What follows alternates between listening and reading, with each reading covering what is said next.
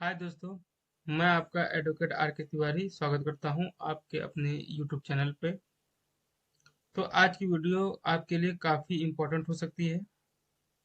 आज मैं आपको बताने वाला हूं कि इनकम टैक्स में कुछ ऐसे ट्रांजेक्शन जिसकी वजह से इनकम टैक्स डिपार्टमेंट की नोटिस आपको आ सकती है। यहाँ पर हम बात करेंगे कैश ट्रांजेक्शन के बारे में, जो हम आपके साथ चर्चा करेंगे। जो लिमिट बताया जाएगा उसके ऊपर नहीं करनी है, और आप फिर भी अगर कर रहे हैं तो आप अपने रिटर्न्स फाइल करते समय अपने सोर्स ऑफ इनकम को सही सही उसमें दिखाना। और अगर नहीं दिखा पाएंगे तो आपको नोटिस आना कंफर्म है। तो चलिए, आज हम आपको स्टार्ट करते हैं अपनी वीडियो को। ये रहा, देखिए, cash transaction notice more than limit, then you can get notice for income tax department. अगर आप कैश ट्रांजेक्शन कर रहे हैं और लिमिट के ऊपर, तो आपको इनकम टैक्स डिपार्टमेंट से नोटिस आना कंफर्म है। अब आप बात ये रहेगी कि इनको आपके बारे में पता कैसे चलेगा।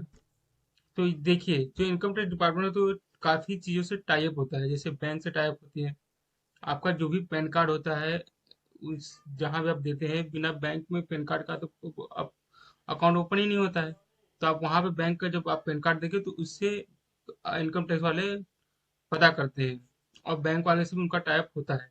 म्यूचुअल फंड से पता चलेगा, वहाँ पे भी आप अपना पैन कार्ड देंगे। ब्रोकरेज हाउस से वहाँ भी आप देंगे। प्रॉपर्टी जिसे आप जब खरीदते हैं तो वहाँ पे भी पैन कार्ड दिया जाता है, लेकिन जैसे कि अगर बहुत लोग के पास जैसे कि नहीं होता है, जो ओल्ड मैन है उनके पास नहीं होता है पैन कार्ड, या नहीं बन पाया रहता है, और उनके नाम से जमीन रहती है, अगर आप कर रहे हैं या ले रहे हैं तो आधार कार्ड से भी होता है, क्योंकि आधार कार्ड से भी उनका कहीं ना कहीं कुछ होता है। और प्रॉपर्टी ट्रांजेक्शन जो रजिस्टर ऑफिस होता है उनसे भी उनका कुछ कहीं ना कहीं टाई अप रहता ही है, कहीं कहीं ना कहीं कनेक्टिविटी रहती ही है। तो इसलिए अगर आप यहाँ सब कर रहे हैं तो आपको टोटली समझना है कि ज़्यादा कैश में करना ही नहीं है। अगर ज़्यादा आप कैश में करेंगे तो आपके लिए वो बाधाएं बन सकती हैं। ठीक, आइए फिर जानते हैं ऐसे कुछ ट्रांजेक्शन जो डिपार्टमेंट नोटिस आने से हम बच सकें। जैसे प्रॉपर्टी ट्रांजेक्शन। यदि हम 30 लाख से ऊपर की अधिक संपत्ति खरीदते हैं तो आपको इसकी सूचना आयकर विभाग को दी जाएगी। ऐसी स्थिति में आयकर विभाग आपसे इसके बारे में पूछ सकता है। आपसे स्रोत के बारे में पूछा जा सकता है। जैसे अगर आप 30 लाख का जो भी है, 30 लाख या 30 लाख से ज्यादा से जो अगर आप कैश में ट्रांजेक्शन कर रहे हैं तो आपसे इनकम टैक्स डिपार्टमेंट आपसे ये सवाल जरूर करेगा। और अगर जैसे कि आप तभी भी कर रहे हैं तो आपको अपने इनकम टैक्स रिटर्न फाइल करते समय उसको प्रॉपरली, आपको ध्यानपूर्वक उसको आपको मेंशन करना पड़ेगा कि हाँ, मेरे पास इतना इनकम था, इसलिए मैंने यहाँ पे ये इनकम यहाँ से आया हुआ था, इसलिए मैंने यहाँ पे ये इनकम लगाया है। और अगर आप ऐसे कर रहे हैं, डिजिटली कर रहे हैं, जैसे कि पता है बैंक का तो समझते हैं आप सब एक नंबर हो गया है। जैसे बैंक से बैंक में बैंक जा रहा है तो वो एक नंबर में, आप जो रखे हैं वो 2 नंबर में है। कि कैश आप जरूरत से ज्यादा रखे हैं तो वो 2 नंबर में है, तो उससे आपको दिखाना पड़ेगा कि हाँ, ये यहाँ से हमारे पास पैसा आया था इसलिए हमने यहाँ पे डाला है। और payment of credit card bill. जो पेमेंट अगर आप देखिए, आप पेमेंट का क्या सिस्टम, पेमेंट जो क्रेडिट कार्ड बिल होता है, जो क्रेडिट कार्ड होता है उनके में ये नियम है, अगर आप भी क्रेडिट कार्ड बिल कैश में जमा कर रहे हैं तो आप मुश्किल में पड़ सकते हैं। अगर आप अपने क्रेडिट कार्ड बिल को एक बार में 1 लाख रुपए से ज्यादा कैश जमा करते हैं तो इनकम टैक्स डिपार्टमेंट आपसे पूछ सकता है। अगर आप एक वित्तीय वर्ष में 2 लाख रुपए अधिक से क्रेडिट कार्ड बिल भुगतान कर नकद करते हैं तो आपको आपके स्रोत के बारे में बताना होगा। अब देखिए, यहाँ पे 1 लाख भी है, अगर एक बार में आप 1 लाख करते हैं तो भी आपसे पूछा जाएगा। अगर एक साल में 2 लाख से ज्यादा कैश में ट्रांजेक्शन करें तो भी आपसे पूछा जाएगा। जैसे आपके पास अगर 1 लाख रुपए डायरेक्ट, अगर आप डायरेक्ट 1 लाख रुपए ट्रांजेक्शन कर रहे हैं तभी भी आपसे इनकम टैक्स डिपार्टमेंट पूछ सकता है कि 1 लाख रुपए आपके क्रेडिट के लिए क्रेडिट बिल का भुगतान कर रहे हैं तो आपके पास 1 लाख आया कहाँ से कैश में। और अगर साल भर में आप 2 लाख कर रहे हैं तभी भी आपसे पूछा जाएगा कि आपके पास 2 लाख रुपए क्रेडिट कार्ड के लिए कहाँ से आया।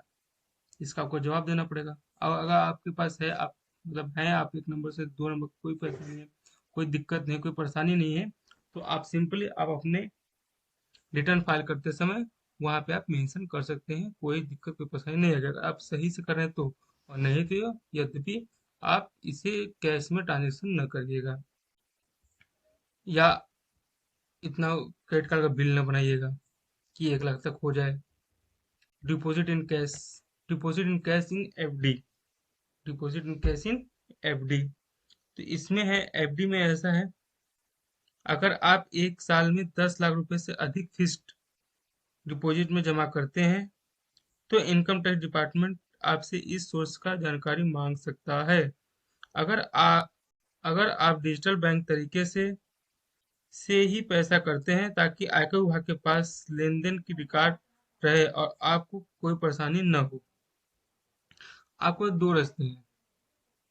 अगर आप 10 लाख रुपए से ज्यादा कर रहे हैं फिक्स डिपॉजिट, तो आप बाधे में पड़ सकते हैं।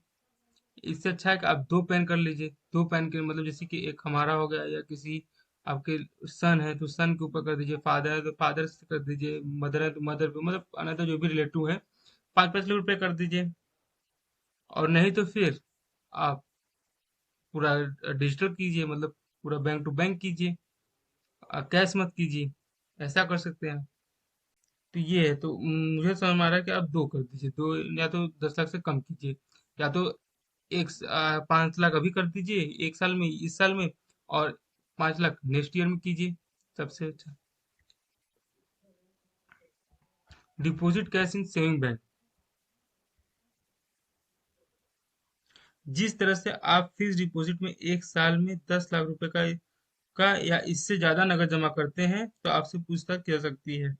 इसका एक हिस्सा यह भी है कि अगर आप अपने किसी बैंक का सहकारी बैंक में 1 साल में 10 लाख या उससे अधिक की राशि नकद जमा की तो आप आयकर विभाग के रडार पर आ जाएंगे।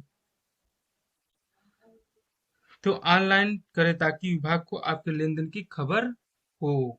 अगर आप ऑनलाइन से 10 लाख रुपए कर रहे हैं तो कोई दिक्कत नहीं है, लेकिन कैश अगर जमा हो रहा है तो आपको दिक्कत आनी फिक्स है। सेविंग अकाउंट में पहले भी ये चर्चा हो चुकी है कि अगर सेविंग अकाउंट में 10 लाख रुपए से ज्यादा साल भर में हो रहा है तो टैक्स इनकम टैक्स डिपार्टमेंट से नोटिस आनी तय है। तो आप ज्यादा करके बचिए, हम उनकी रडार पर ना आए। और नहीं तो आप डिजिटली कीजिए, डिजिटल करेंगे तो सब एक नंबर से रहेगा, तो पूरी खबर रहेगी, तो कोई दिक्कत और कोई परेशानी नहीं आएगी आपको। म्यूचुअल फंड, शेयर बाजार, अगर आप शेयर बाजार में निवेश करते हैं, म्यूचुअल फंड, डिबेंचर और बॉन्ड में बड़ी मात्रा में नकद लेन देन करते हैं तो सावधान हो जाइए।